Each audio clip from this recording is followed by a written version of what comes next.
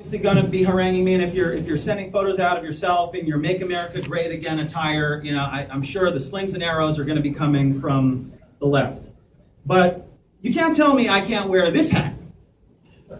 When in 2008, LGBT Democrats were more than happy to wear Barack Obama hats, Barack Obama t-shirts, even though he still believed marriage was reserved for one man and one woman. It's our time to celebrate. Donald Trump, an inconvenient truth here, Donald Trump enters the White House as the first president of any party to have attended a same-sex wedding and to have stated that marriage equality is the settled law of the land.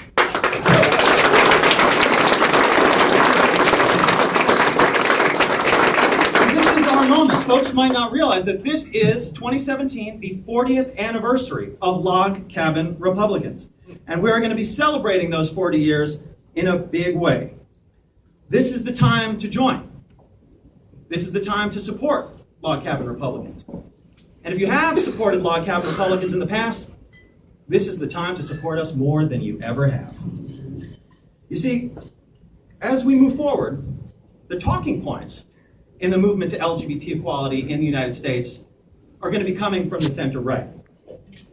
The legislation in the LGBT equality movement is going to be coming from the center-right.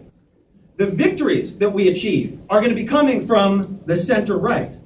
And the group carrying that message, the group carrying that legislation, the group carrying those victories is going to be Log Cabin Republicans.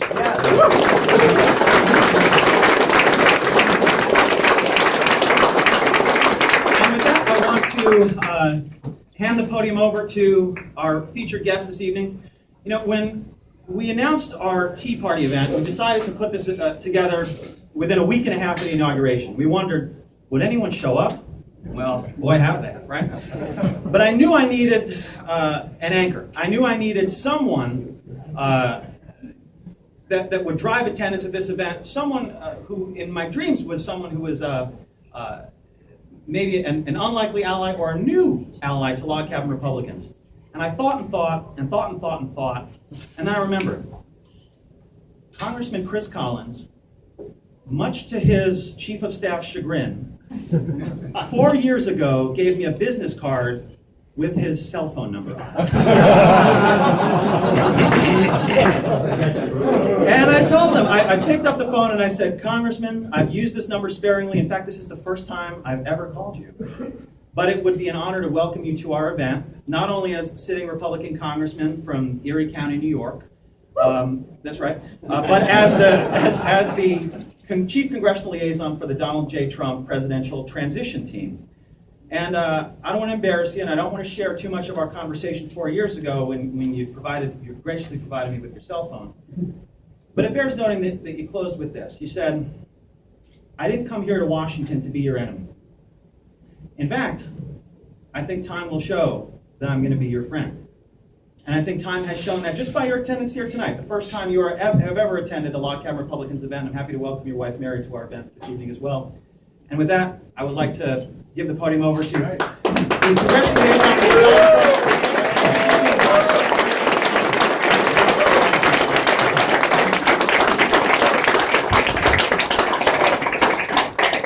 Just so you know, the only business card I have has my cell phone on it.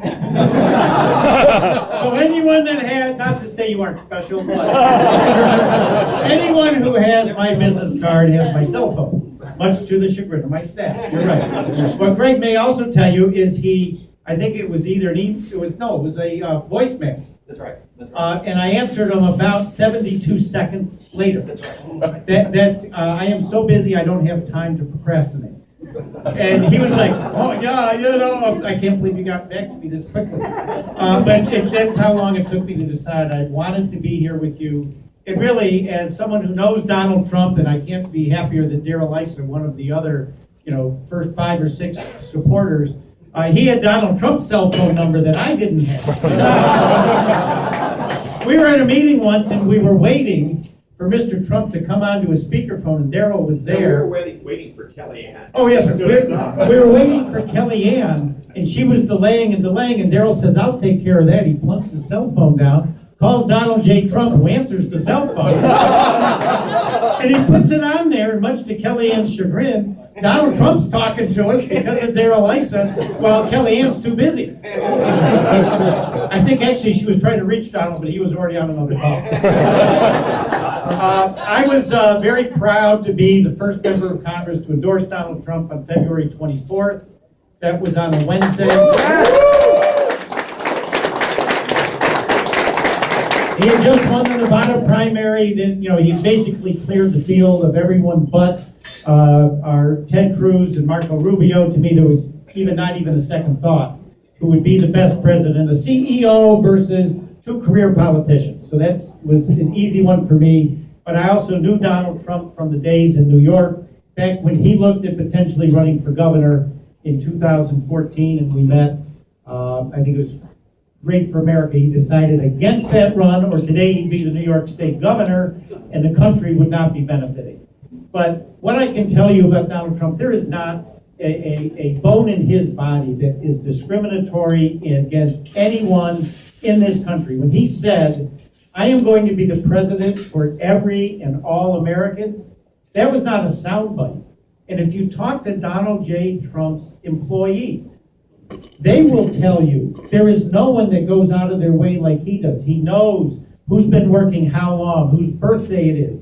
He is a considerate, deferential, polite individual, certainly in private. He's a listener. He's a note taker. He wants vigorous debate. I mean, I can tell you right now, he'll sit there and he'll have his cabinet officials arguing the pros and cons, which means they're all out on the table. He doesn't want yes men, and he's not bringing them into his cabinet.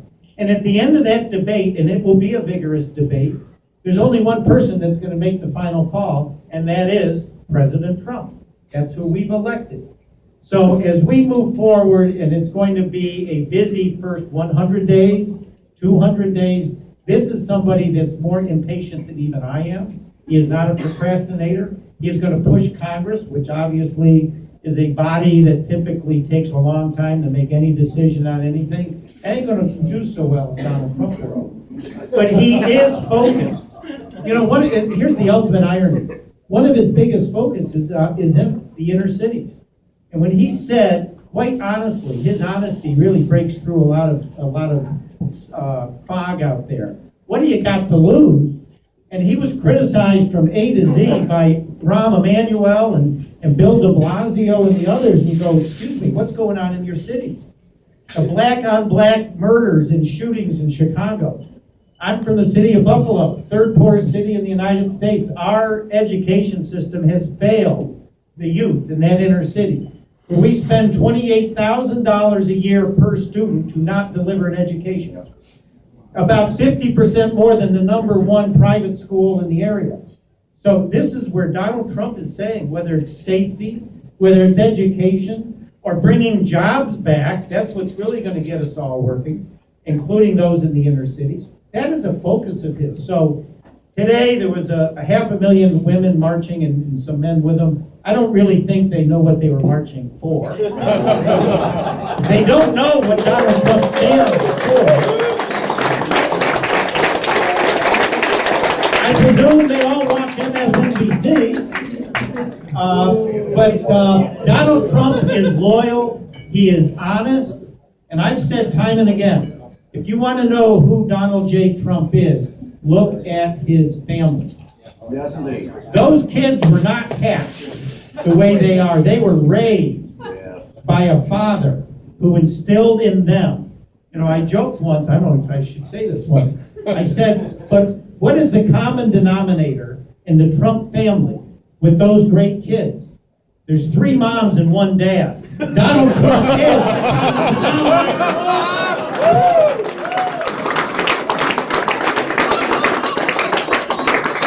There's a sign in my office that says, in God we trust, all others bring data. That's the data. Those are the facts. And what a wonderful family. That should tell you everything you need to know. And then the other one would be talk to his employees. He has tens of thousands of employees in all of his hotels and his golf courses. And supposedly, this is a group that he doesn't respect or care about. They wouldn't talk to the employees because I don't think there's a one of them would have a harsh word to say about our new president. So I am so looking forward with Daryl Issa and the other members to say we are the party for all Americans. We're not going to worry about a march that happened today because actions speak louder than words, and it may take us a good 6 months or longer to have the inner cities understand this Trump presidency is one about improving the life of those really stuck in these inner cities without jobs, without education, not feeling safe. When I was the county executive in Erie County, which included the city of Buffalo, and I spent a lot of time in the third poorest city, the thing that came through to me more than anything else were the women in our school systems who were afraid. And you would say to them, how were your studies last night? And what would come back is, I did not study because actually I was in fear for my safety.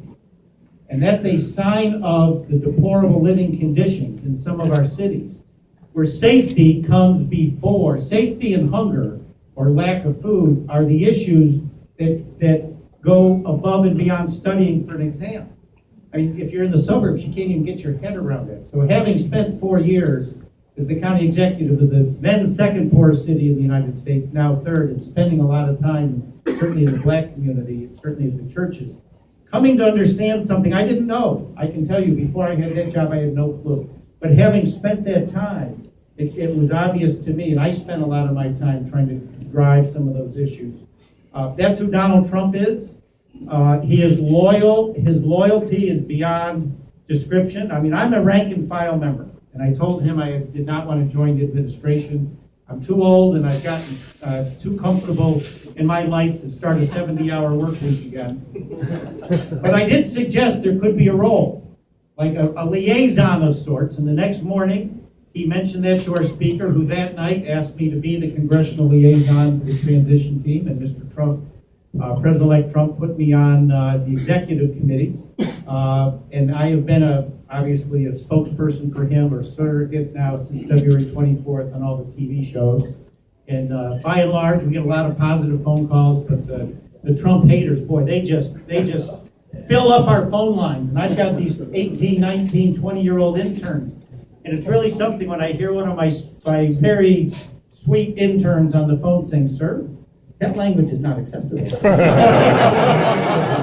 "Sir, I hope you don't mind, but I will be hanging up on you." And I'll say, "Taylor, what was that all about?" I can't repeat that language. And I said, "But you were so nice to this you-know-what hole." And she goes, "Well, I want to make sure I am polite to everyone, even folks like that." I said, "Well, you have my permission next time. You don't have to be so polite." But anyway, I have enjoyed my last couple of days.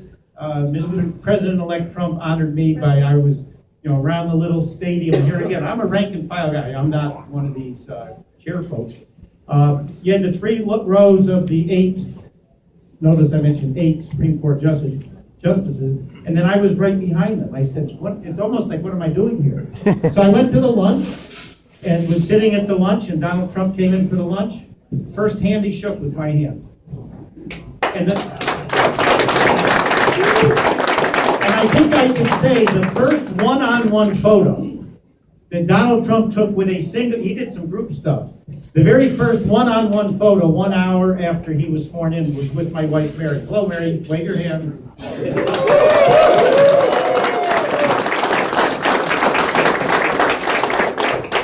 So this is fun. It was a great weekend. I can't thank you enough for coming down. And you being here really, Greg, sends a message. Within the LGBT community, that maybe they should pause for a second and maybe look at some data and not just take other statements, but maybe understand for themselves. They will come to understand. And certainly what you're doing here today, and it took me, like I said, 72 seconds to agree to come as Greg's guest. I am honored to be here. Honored, Len. Where's Len? Yeah. Thank you for all that you've done. A New Yorker, fellow New Yorker, from the other end of the state, but we won't hold that against you. One of those downstate guys. And Daryl Issa, who's joined me here. Daryl.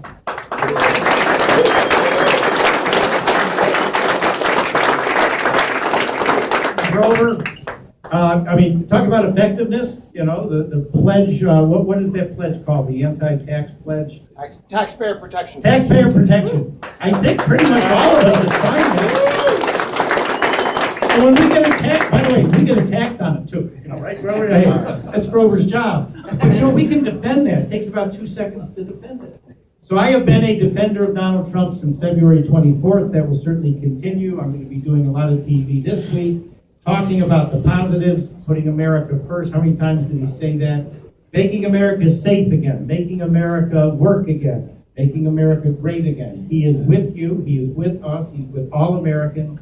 And again, thank you. An honor to have been here with you. Enjoy the rest of your night. And again, glad to be with you.